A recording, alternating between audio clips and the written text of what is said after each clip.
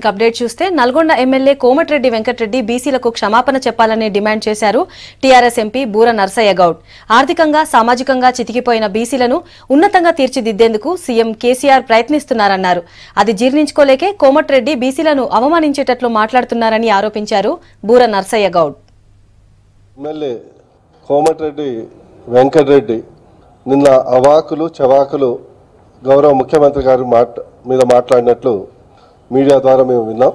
గౌరవ ముఖ్యమంత్రి గారు 2001 నుంచి 14 వరకు నిరంతర పోరాటం చేసి తన ప్రాణాన్ని కూడా ఫలానంగా పెట్టేసి తెలంగాణ తెచ్చినట్టు సంగతి మీ అందరికీ తెలుసు.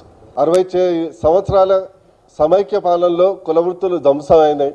ఈ కులవృత్తుల్ని అభివృద్ధి చేసేసి ఉపాధి కల్పన చేయాలనే ఒక ఉద్దేశంతో, మంచి ఉద్దేశంతో గౌరవ ముఖ్యమంత్రి గారు పెద్దపీట వేయబోతుంటే దాన్ని సహించుకోలేక జీర్ణించుకోలేకుండా ఫుల్ గ్యాస్తో ఉన్నటువంటి ఏదైతే గౌరవ ఎమ్మెల్యే ఒక కమెంట్స్ని తీవ్రంగా ఖండిస్తున్నాం. ఈరోజు తెలంగాణ రాష్ట్ర జనాభాలో బీసీలు 53% ఉంటారు.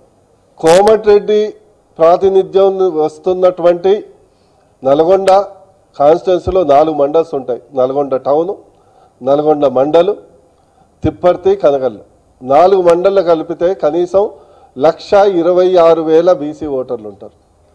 నిన్ను ఒక నాయకుడిగా ఎన్నుకున్నటువంటి బీసీలను వెన్నుపోటు పొడుస్తూ ఈరోజు నువ్వు ఏదైతే కామెంటరీ చేసినావో అది నీకు రాజకీయాల్లో ఒక సామెత ఉంది, రాజకీయాల్లో హత్యలుండవు ఆత్మహత్యలే ఉంటాయని. కానీ ఆత్మహత్య సదృశ్యం నువ్వు కల్పించుకుంటున్నావు. ఖచ్చితంగా నువ్వు బీసీలందరికీ క్షమాపణ చెప్పాల్సిన అవసరం ఉందని నేను ఈ వేదిక ద్వారా మీ ద్వారా డిమాండ్ చేయడం జరుగుతుంది.